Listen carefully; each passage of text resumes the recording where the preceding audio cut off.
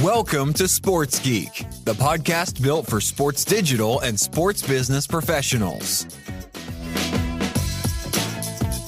And now, here's your host, who still likes comments on Sports Geek posts, Sean Callanan. Thanks, DJ Joel. My name is Sean Callanan, and welcome to episode 399 of Sports Geek. This week, I chat with Ned Negus. He is the Chief Commercial Officer of the A-Leagues.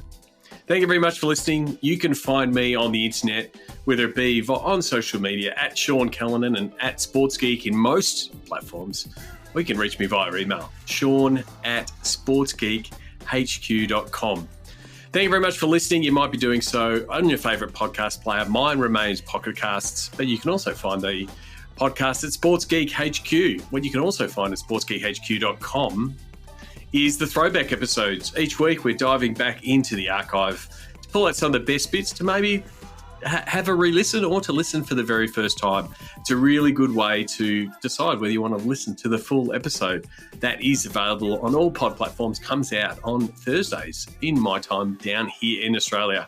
Remember, I love working with podcast listeners, whether that's helping you maximize your output from your digital team, your commercial outcomes like we talk about here with Ned, or stuff that we're doing right now, leveraging AI with your content and media team to help them optimize and maximize their output. Contact me, Sean@sportsgeekhq.com. Reply to my email, hit me up on LinkedIn, message me on Twitter, available on all those channels. But for now, I hope you enjoy my chat with Ned Negus as much as I did.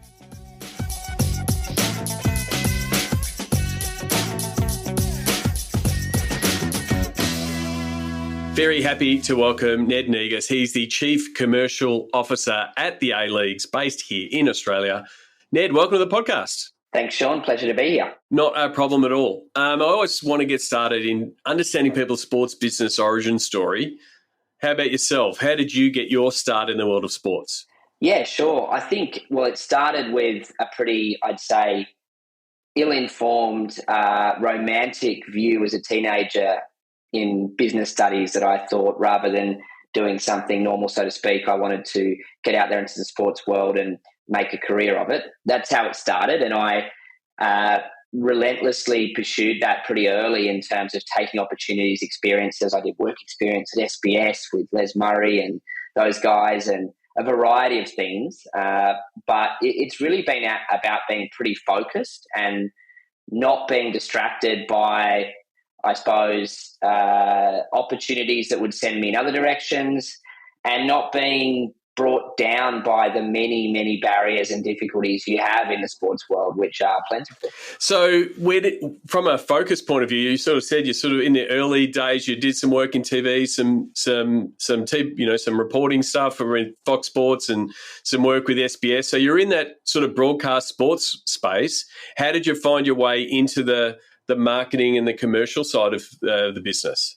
Yeah, that's a good question. I think, firstly, when I was there as a sports reporter, what I realized very quickly was that even though it was exciting, even though it gave me that daily kick of enjoying sport, being consumed by it, I think I realized that I preferred a longer game when it came to projects. I preferred a more in-depth mandate, I guess you'd call it, to work through what change could look like in the sports world and get into it. And I think as a reporter, certainly at that time as a young kid, really going through uni, sports reporter, it was pretty wafer thin in terms of the depth you could go.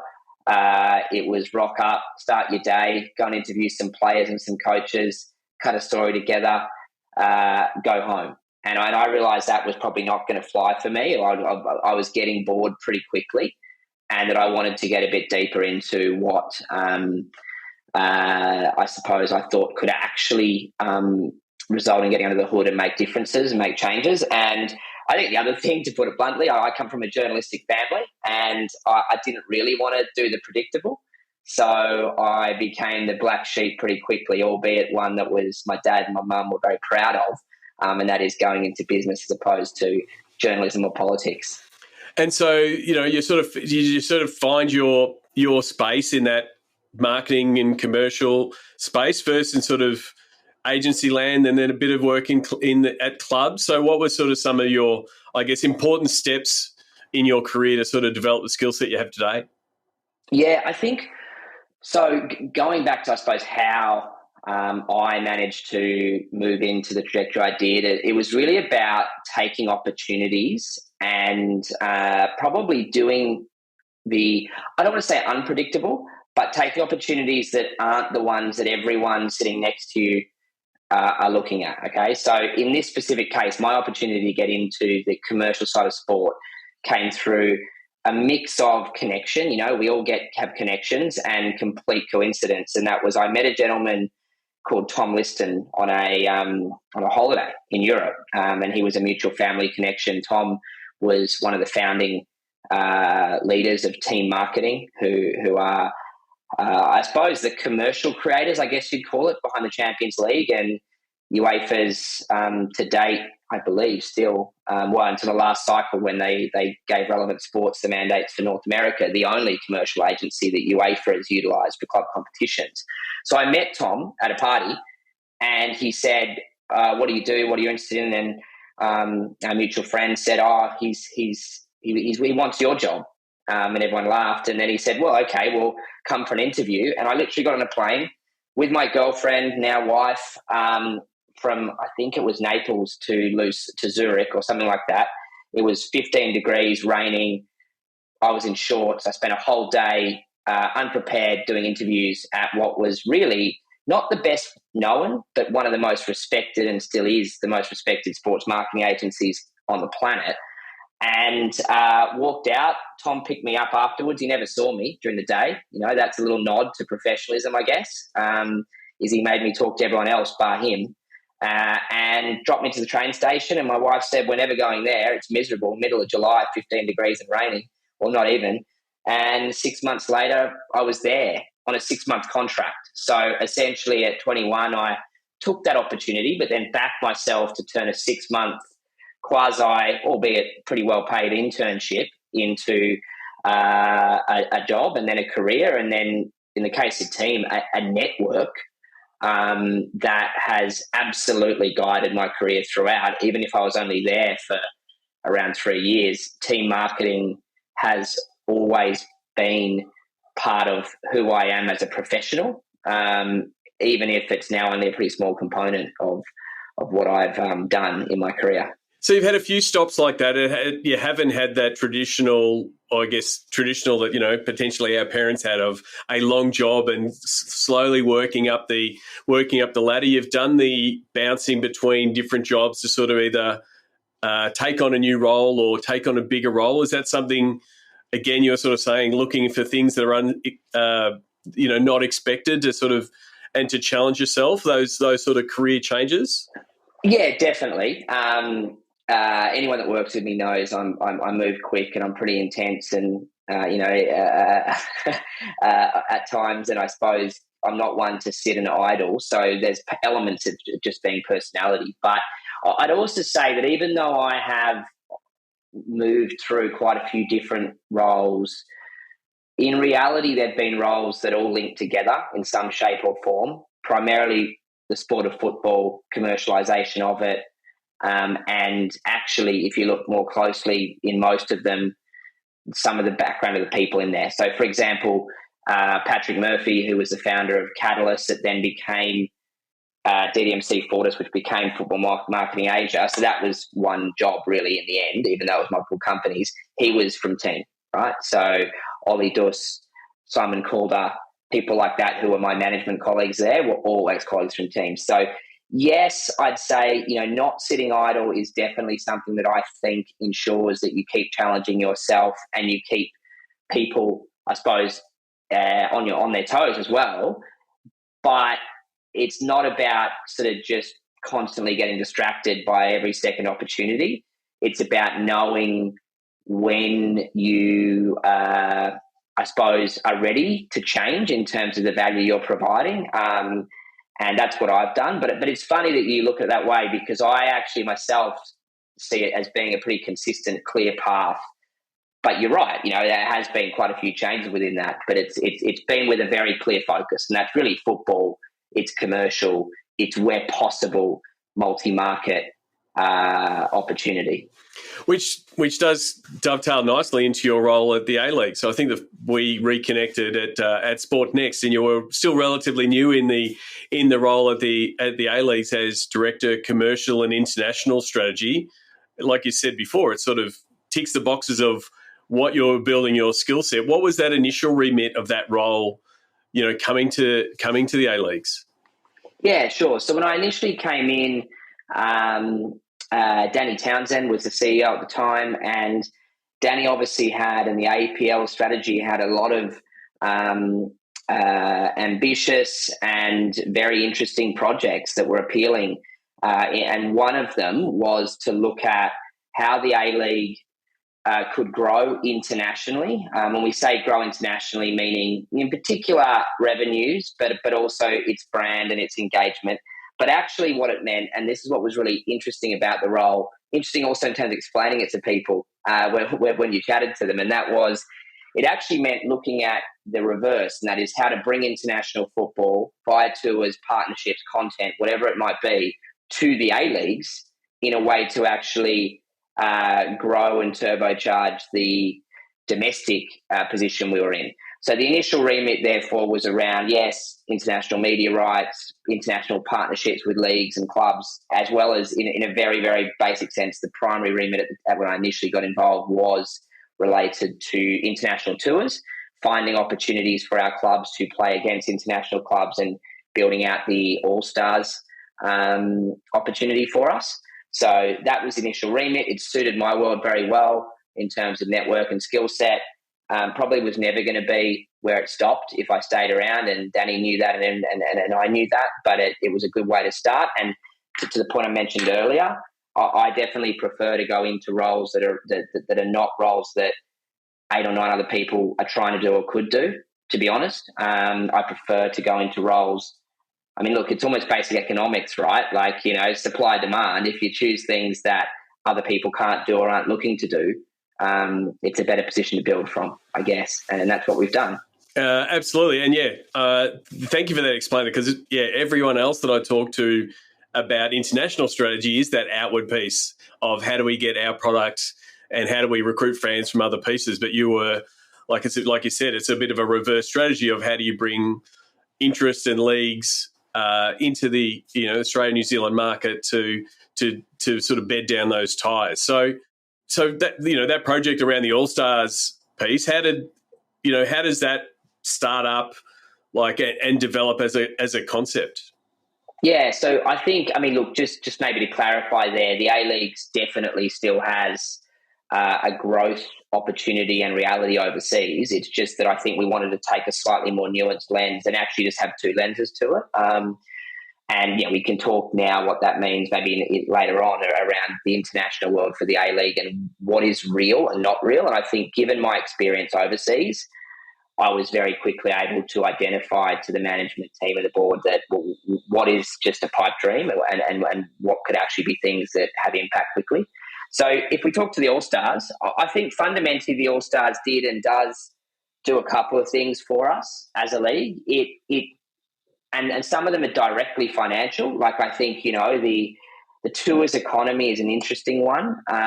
It's one that can be quite lucrative. And then there are lots of people out there doing tours very well, our partners TEG and other people we've partnered with.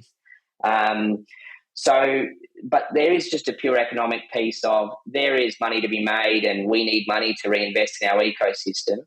There's also an angle around, I suppose, as a league, the opportunity that creating another high-profile centralised event gives us in terms of commercials. So for A-League sponsors, they do need more moments in the spotlight, so to speak, because fundamentally as a league sponsor, you've got this interesting dynamic of frequency and consistency, maybe a lot of digital engagement through the year, but you don't have that many moments where it's a big moment that they can attach onto.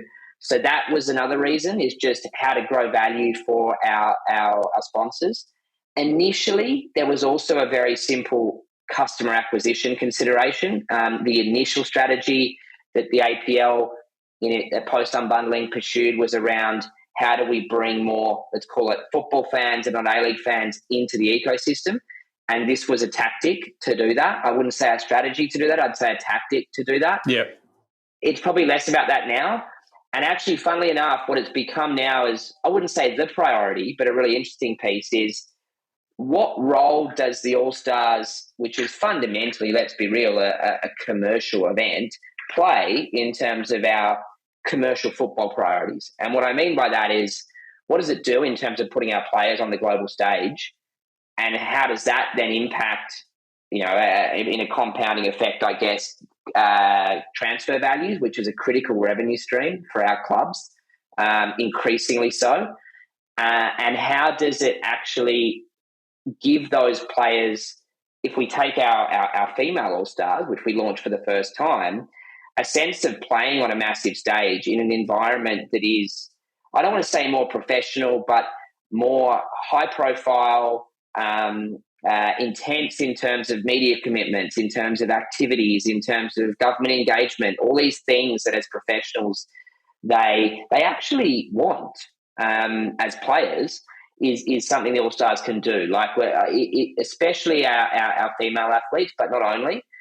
We're just really stoked to be part of it. And yes, there's a financial layer to that, but actually it's more than that. It's about them feeling like there's a stage to perform on, both locally and in terms of the world seeing them. And so, I mean, that piece, a lot of sports are looking to create more tentpole moments, and that effectively is what you've been able to manufacture. You have those ones you've got, whether they be season launches and big derby games and grand finals, but be able to build that gives you another asset. Just for the listeners who might not be in Australia and New Zealand and might not know, the A-Leagues. We've had a few people from the A-Leagues be on the podcast before. How do you explain to people internationally where the A-League sits and how unique it is in the Australian market and where it sits in the Australian market? Oof, that's a big question. Okay, so I think to start with, to people internationally, I think where it sits is as something that is underappreciated in terms of its scale, impact, and quality if you sit outside of Australia. So I think for a long time there was, and as someone who's been overseas, a perception that the league wasn't as high quality as it is. So I think the big thing we're now noticing is just that the quality of player being developed in the league is far higher than it was before, frankly, and that we are now, we hesitate to use the word development league because it has a negative connotation, but we are in a global football ecosystem, and different leagues do have their purpose within that global system, as opposed to within the domestic market, which we will get to. And fundamentally, we are a development league, which means two things. It means you really prioritize the development of exciting young talent, the way in which you use them to connect with local community and local kids. Like my son is A-Leagues obsessed. It's partly my doing, of course, but not only. And he is just absolutely infatuated with the young players because they're exciting, for one. They're maybe a little bit less disciplined at times too, which is great to watch. And they're relatable because if you're a kid in Australia playing football, even if the reality is there's no chance you're going to make it, like let's just say the masses don't make it really, it still gives you that connectivity, and that's a relatively new thing for the A-League. Because I think when it first came in, it was all about football, but not as you know it. It was all about, hey, we can be massive here too, marquee players, blah, blah, blah. And there was a reason for that. But right now, when we're 20 years old, and we've got kids that are growing up with the A-League who had parents who have consumed the A-League for a long time. We've got our first generation of second generation fans now, is we don't need to pretend that we are not a pathway. Like we are a pathway. But then what we're supposed to balance always is keeping those kids for long enough that they can become personalities that people know, and then also having the right level of experienced foreigner in particular that actually contributes to that development. So I think people misunderstand being a youth-focused league as being you just care about kids. That doesn't work. You've got to have the kids and the experienced, and you bring them together, and then you get a really good product, but you also get transfer fees. So, yeah, when we talk about the football product, that's what I would say. And I think to be honest, at more of a local market product, I think when I see people come to a Sydney derby or a Melbourne derby or a grand final, I genuinely think, as frustrating as this is as an Aussie, people from overseas do not realise just how big it is here. That they don't, they don't realise that you can, go to a Super Rugby match and hear echoes around the stadium, and you go to a Sydney derby and you can't hear yourself think, right? That's not something that is well known or as well known overseas as it could be. And I think that probably other component is, I think football's position within the Australian landscape is probably undercooked when it comes to international perception of it. Yeah, definitely. And again, it's, a very crowded sports market. I do discuss in this podcast the battle for the word football between football as in the world game and football as in Aussie rules and football as in NRL in Australia. Everyone seems to fight for that. But the ability for, like the bit that you were talking about before around younger fans following those younger fans, younger players, but then also following those stories as they do transfer out, because that's those stories, and they're far more accessible than they were when the A-League started. You can be still following that player, whether they head over to other leagues, and I think that's the piece that like people like your son will be following that player from their first start with Victory or Sydney FC, and then following them wherever they are in the world. Yeah, so that wonderful Wolves Sports Geek shirts you have, I have one in my house that just has multiple Irankunda shirts, for example. It's totally right. And I think the point about consumability is a really interesting one, that you are right that I think if a player transferred out of the A-League in 2006, probably the likelihood would be that the destination they were going, it was very hard to consume that. Yeah. So whereas now it's not the case. You can, whether it's bite size or full broadcast, there's definitely an ability to follow that story. And as you'd see, even though we have moved, I think you would say disbanded the keep up strategy. If you go on our social channels and on our aleagues.com.au website, we still talk to that, right? And we do talk to that. So I think being proud of what we are, being really, really clear on what we are, and that is, we talk a lot to being the sport of modern Australia in demographic and psychographic.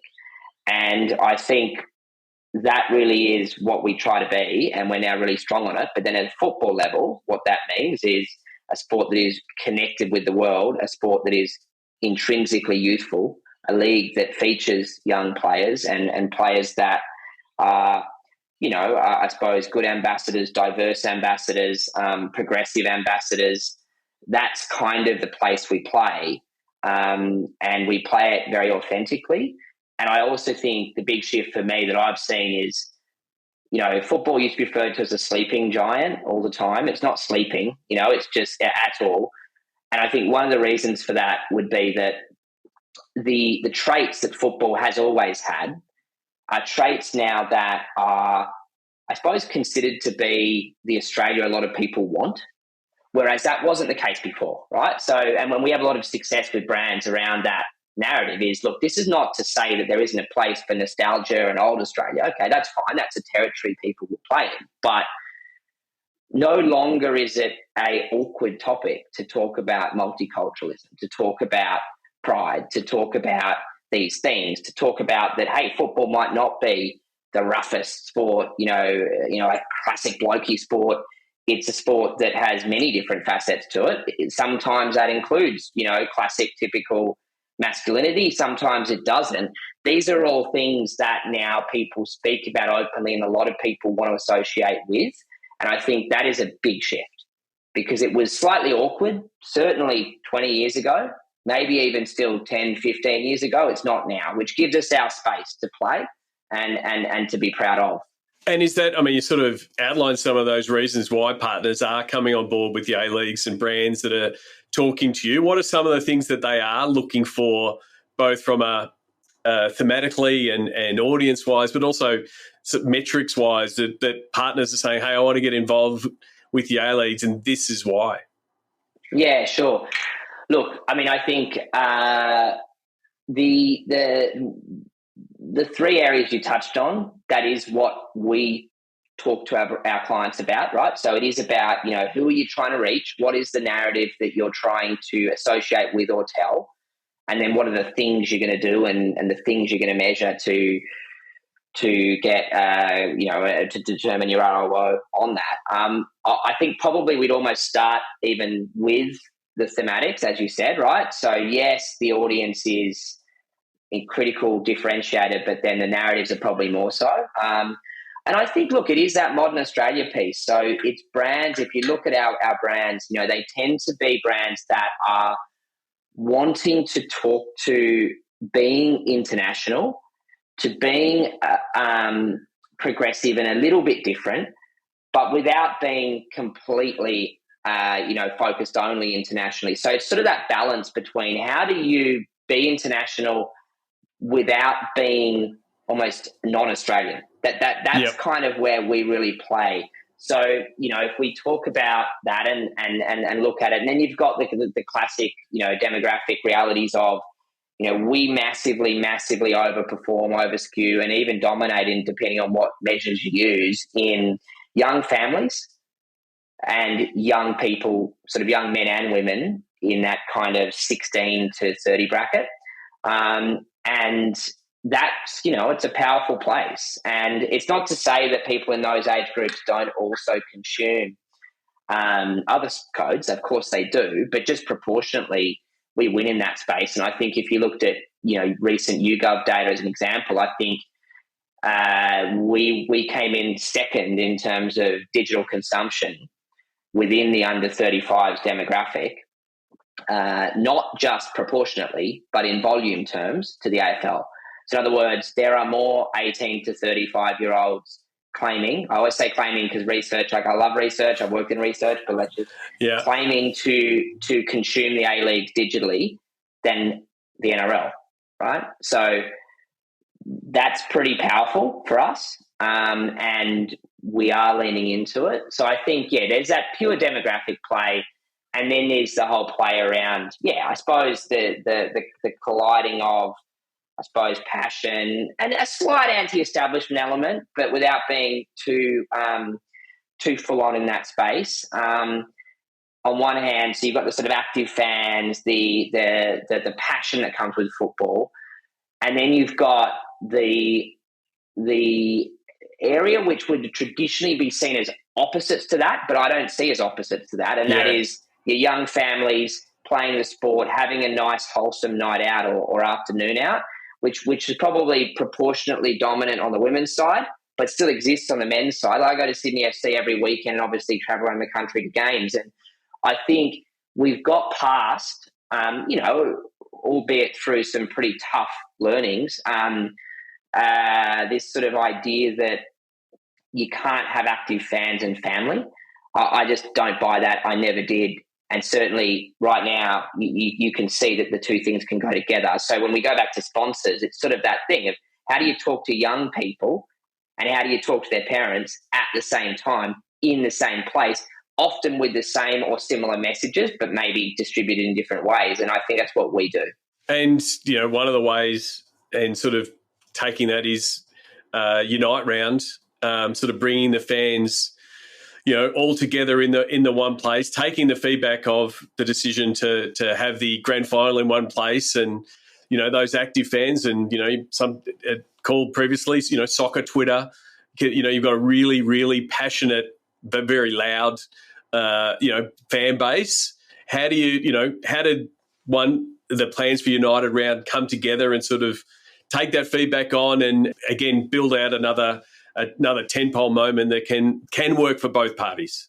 Yeah, so I think firstly, the original decision was one that was based on a very sound and real financial opportunity, and put simply, just was probably, and I wasn't there as part of that decision, but was probably there was a misjudgment in terms of the negative impact it would have, negative reaction that would have, and when you're doing a lot of different things and you're chasing, in particular, financially led projects, there will be mistakes made, and that was a mistake.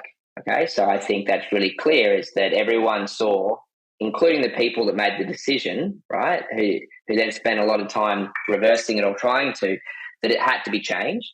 And I think, but at the same time, we had a government who had backed our sport directly in that event, backed our league, and have a fantastic infrastructure that we want to use. And we do want to bring A-League fans together. So it was about, how do you do it? Now, Unite Round as a concept clearly isn't, unique. Other codes have done it, they have done it. And there's probably still a question mark over whether A-League has enough, I suppose, gravitas amongst the neutral to make a concept like that really work. I think year one was, we'd call it a pass plus, in that I think all the ingredients were there in terms of what it looked like, active fans, 4 or 5 groups in one venue, no incidents, great atmosphere, families right next to them, fantastic football, which again, we talk about infrastructure, and this is not to have a go at other states, but, New South Wales delivered exceptional football pitches for that event because of the effort they put in, and what you saw was amazing games, amazing goals. And this is an issue we have as a sport, right? Like, football is a sport that needs a flat, well-looked-after surface, and therefore it needs governments that are willing to give the directive to actually ensure that. And so we saw that. So all those ingredients were good. There was a lot of grassroots activity around it. The difference between the men's hubs and the women's hubs was notable, which is important because they're not the same product. They're compatible products, but they're different. So it was all good, but now it needs to be just better and bigger. And I think the test now is, okay, we won over the fans by just flipping it. We delivered something for the government that worked for now, as well as a message that was strong, because it was a new government that effectively could say, look, we've listened with the APL and we're going to change the decision, and we're still going to deliver benefit to the economy of New South Wales in doing so. So it was just a massively clear win-win, not an easy thing to do, but a clear win-win. And I was certainly involved behind the scenes in the work that went through the flip as opposed to the original piece. And I think the question now is just, can we make it big enough, right? And we put the Sydney Derby at the centrepiece of it. And that'll be really interesting, right? Because the idea there, other than the obvious financials of it, is that, we're moving away over time from having third derbies in our league, because we want to move, when we can, to a straight home and away format. We're not there yet. So does Unite Round provide an opportunity to put the biggest games on a third time in one location? The challenge will be the tribalism of football fans, the intensity of them. And I'm not talking about whether there be crowd issues here, because I believe in our fans and I believe in a discipline now. Is more just, let's see, do other people want to see that? Because, you would think that a fan from outside of Sydney, who just by definition of the way a schedule works doesn't usually get to see a Sydney Derby, which is now indisputably, along with the Melbourne Derby and a few other games we have in our league, probably one of the iconic moments in the Australian sporting calendar. They get a chance now to see their team and that. But it will be interesting to see, okay, do they want that? To what extent do they want that? To what extent does an A-League fan like the idea of going and watching their team and then watching their enemies? I don't know. We believe in it. We think it will be great. We're very confident we'll have a great outcome this year, but it's definitely still a learning for us, right? We learnt by flipping. We learned in the first year what we needed to change, and we'll learn in this year what Unite Round needs to look like going forward, because if we don't listen to the fans, it definitely doesn't work. And so from your point of view, with the commercial hat on, and a lot of the times you do make the deal and, legal contracts get drawn up and lists of deliverables get done. But then, whether it's as big as, hey, we're going to flip the whole concept, or we have to make a few changes to that deal to make sure there's success. How do you get that flexibility both with your team and your partner to say, hey, we tried this, it didn't work, or this can be tweaked, but we're actually going to go away from what that says in the legal contract and what we agreed 6, 12, 18 months ago? How do you manage that relationship with your partners to be able to say, hey, we've done this, it did well, we want to do something better, but you're moving away from the legalese? Well, I think it wouldn't be appropriate for me to talk specific to that deal about that. No, yeah. More as a concept when you're working on with partners, yeah. Yeah, so as a concept, look, I think there's a few different ways. There's technical ways, and an old colleague of mine used to talk about constructive ambiguity in contracts, which meant having contracts that you could work with, but I wouldn't advocate for that. I'd say the real way you do it is, I think, by being pretty direct about what you're selling and why from the beginning. Because if you are, if people are clear what they're buying and why, and people are clear as to or believe you, right? Like the authenticity is there, then when there are genuine reasons to change, they should see that as being a good thing, right? That's the way I see it. Like, I'm certainly at times as a commercial leader, I'd say, people might get shocked sometimes how direct I am in terms of like, we're not this or we are this or that's right, that's wrong. I think, I do believe that in partnerships, I'll be very careful what I say here, but I think the truth is sponsors, broadcast, well, maybe broadcast is a different one, but certainly sponsors and government, they don't know us as well as we do. They just don't, right? That's the truth. So, and ultimately, even though the nuances of what you're delivering them relate to what their business needs, the core of it is that they want to borrow value from you or borrow an audience from you to build their business and borrow a message. And therefore, there's nothing wrong with telling a client the way things can work better, right? And even with my salespeople hat on, like I say to my sales team, there's a big difference when you're selling in saying, okay, what do you want? What's the brief? Tell me how I can help your business. And then going away and trying to answer that brief perfectly, or saying, this is us. This is what we think you are. Now let's work out where the synergies are. And I do think a lot of people get that wrong in that they're just constantly trying to respond to brief, constantly trying to meet exactly what the client wants. But that's not a partnership, really. And it doesn't allow you then to pivot later if you have good reason to do so. So, I think, being conviction and listening, but also speaking, I suppose, is the way that you get it done. But as you sort of said, like, no one knows your business as well as yourself, and it's the same for the client. So being able to have a bit of that byplay backwards and forwards to actually, because you will have clients who will say, hey, we want this, but not realizing that it doesn't actually serve their purpose because you haven't really dove into their business. So I think it is building that relationship to sort of know where the peaks and troughs are for both businesses. Definitely. And I mean, look, using a recent example and a recent example, and that is our new naming rights partner, Shark Ninja. Without revealing things that shouldn't be revealed, I'm sure AB and Ben from Shark Ninja wouldn't mind me saying this, but the way in which they approached the negotiation, let's call it, right, or the partnership development process was just incredibly uplifting in that and enjoyable.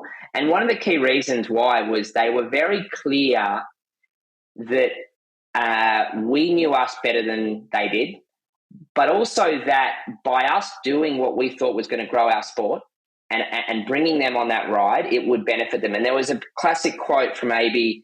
Sorry, AB, if you don't want me to say this, but I will. And he said something along the lines of, tell me what works, tell me what you guys need to grow and how we can help, and leave me to work out how I benefit from that. Yeah. And I love that because there's so much time spent on sort of brand and rights holders trying to be each other. Yeah. But we're not, and I experienced very similar attitudes in China, funnily enough, when I sold there. Often I remember my first sales job in China, I walked in with the classic, here's the research I've done on your company. This is what I think. And they looked at me and through my translator said something. And the response on the line was, don't ever come to me in a first meeting with your opinion of our business, And I think that is good. And I think that is actually far more refreshing than this idea that we have to, from day one, know everything about our client. It's a journey, And I'm not saying you should advocate for just, throwing generic proposals at people and saying, what do you like? But, there is a far more nuanced way to customize things and a far more nuanced way to understand their role versus yours. And I really love that. Just, it's our job to work out how to benefit from your success. It's your job to make sure you succeed. I like that. Most definitely. I mean, they're the partners that you do want. Like, they're not coming back to you. They're not coming back to you in a couple of months' time saying, Ned, the numbers aren't the numbers, and I'm not getting the leads in, and like treating your asset and your partnership as something that you didn't sell. You didn't sell them. So it is a refreshing way to look at it. Yeah, totally. One of the things I have been asking people, and we've really been talking about relationships and building them and getting that pitch right. There's a lot of tools in the partnership, commercial sponsorship space, and it has been a scene that has grown over time.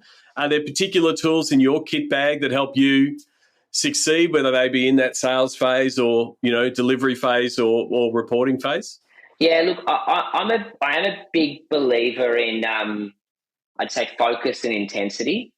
I think that the partnership sales process is a very hard one. It's a really difficult one, and therefore the biggest thing I do myself, but also say to my teams is, give yourself the opportunity to focus and intensely run at things once they're real, right? So don't treat every pitch the same, because not every pitch is the same. Just run at it, focus, actually give it the amount of time it requires. I think a lot of people have too much going on and never actually give themselves a chance to nail a pitch. And so that's a big thing for me is just focus. And then once you feel something or know something, there's signals early on that certainly when you have experience, you can tell. I always say, does it make sense? It's, I suppose, sponsorship version of the pub test from the beginning, right? Like, does this actually make sense? And are you talking to someone that can make the decision?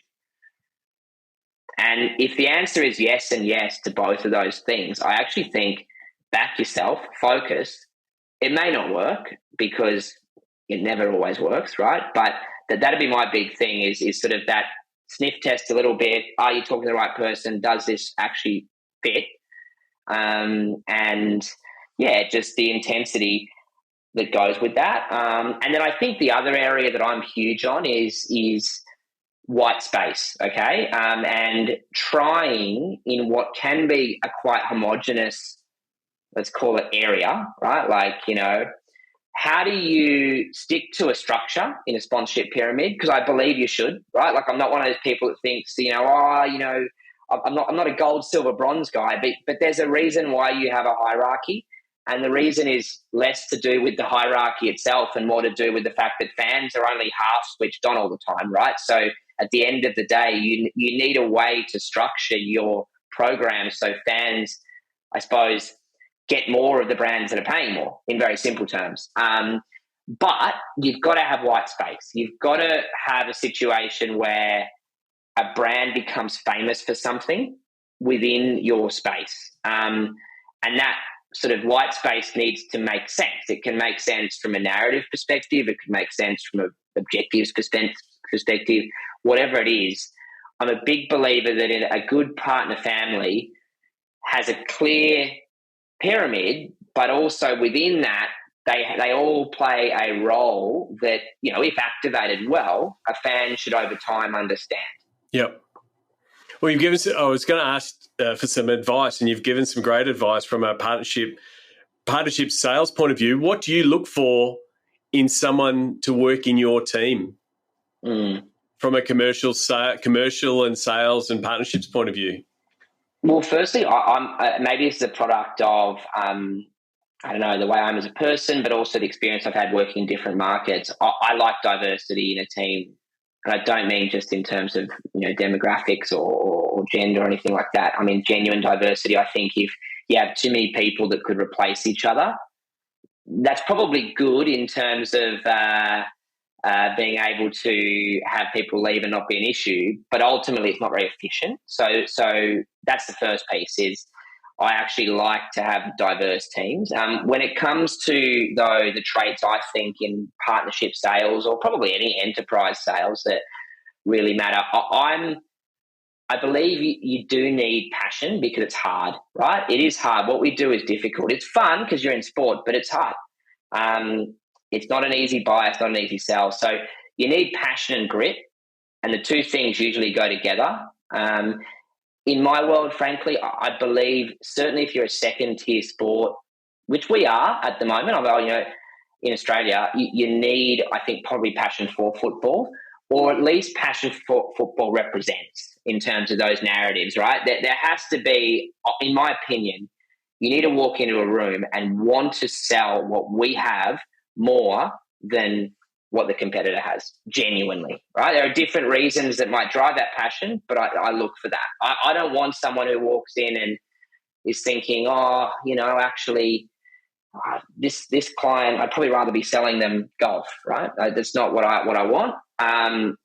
Even if sometimes that they're better suited to golf, well, then you pivot, right?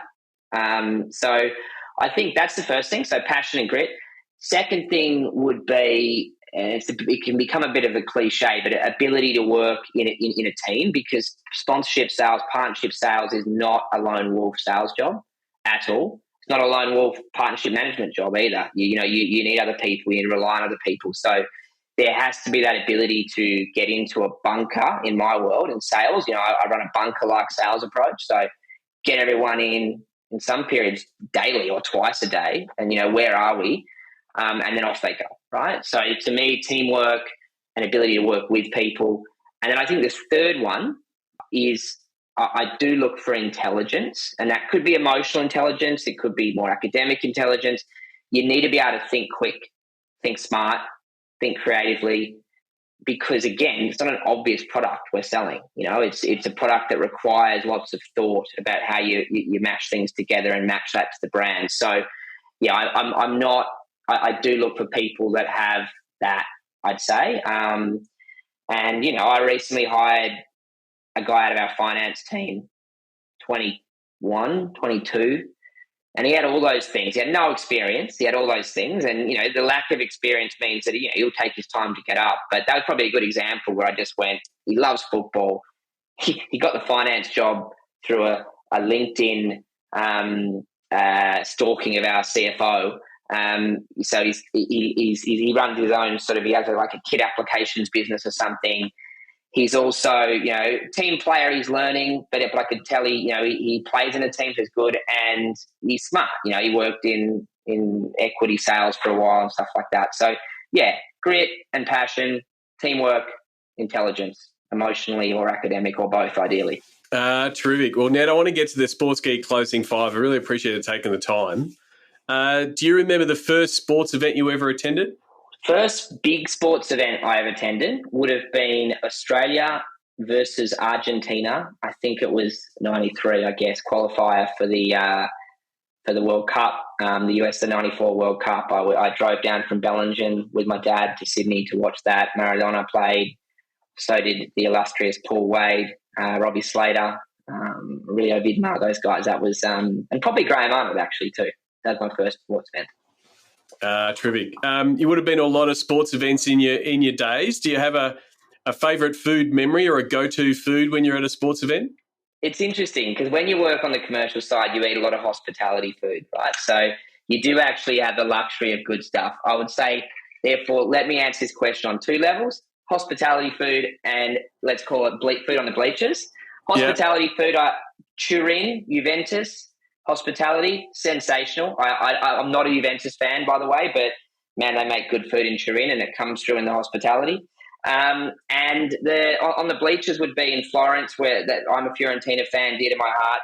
You get these sausage sort of sandwiches that are like Italian pork and veal sausages cut in half on a bun. So it's like a sausage roll, but gourmet. Oh, terrific. Mouth-watering stuff. What's the first app you open in the morning? I spent too long in Asia, so WhatsApp for sure.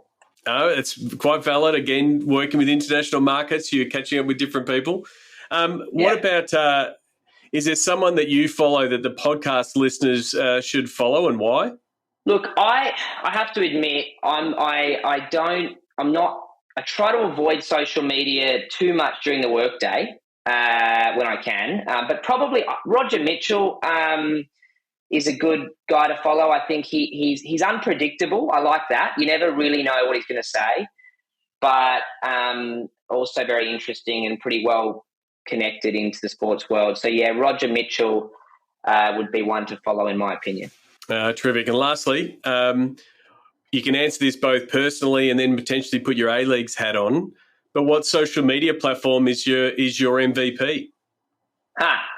Yeah, I would say going back to what I said before, I probably consume social media more personally than professionally, but I am a fan. And I would say Instagram. Maybe it's my demographic.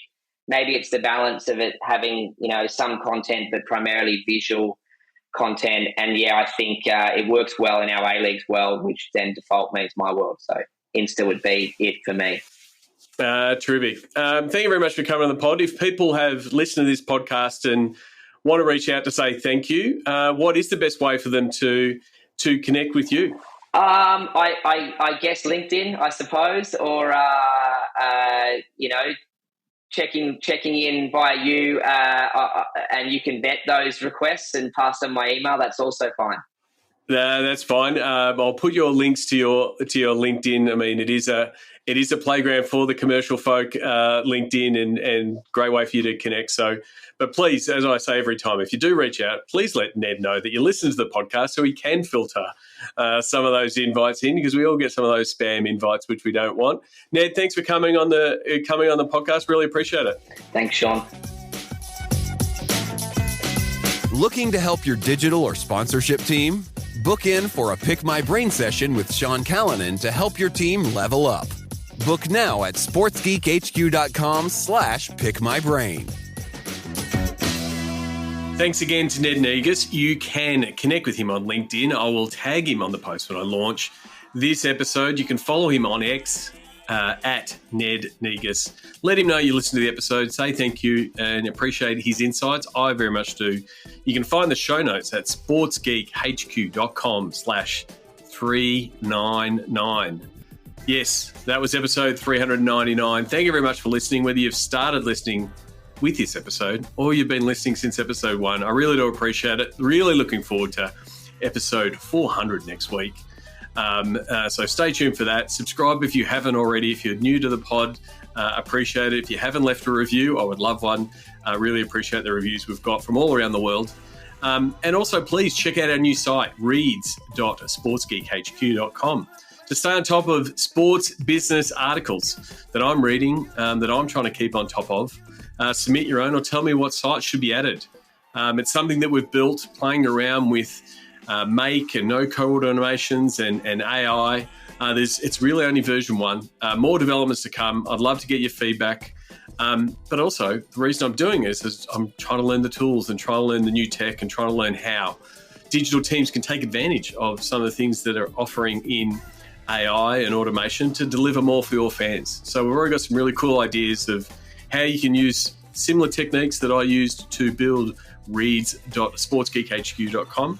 There'll be a link in the show notes. I'm back in building mode, so please get in touch, Sean at sportsgeekhq.com. I'd love to help build you something. Before I wrap up this episode, a note of sadness to finish. Ned and I recorded this episode, or this interview, a few weeks ago, and since that time, Ned's father, legendary Australian journalist and longtime supporter of football, as a board member of what was then known as Soccer Australia, George Negus, passed away since we've had the interview. So my condolences to Ned, to the entire Negus and football family at this time. George was an absolute legend of the journalist industry and, like I said, a long-time supporter of football. So my condolences to everyone that knew George. And that's a sad note to end the episode, but I really do appreciate you listening, and I appreciate Ned taking the time. Until next episode, my name is Sean Callanan, and you've been listening to Sports Geek. Do you get Sports Geek news? Sean Callanan analyzes the latest sports business articles for you weekly. Sign up at sportsgeekhq.com. Want to help drive more revenue from your digital efforts? Book a time for a call. Go to sportsgeekhq.com/phone call.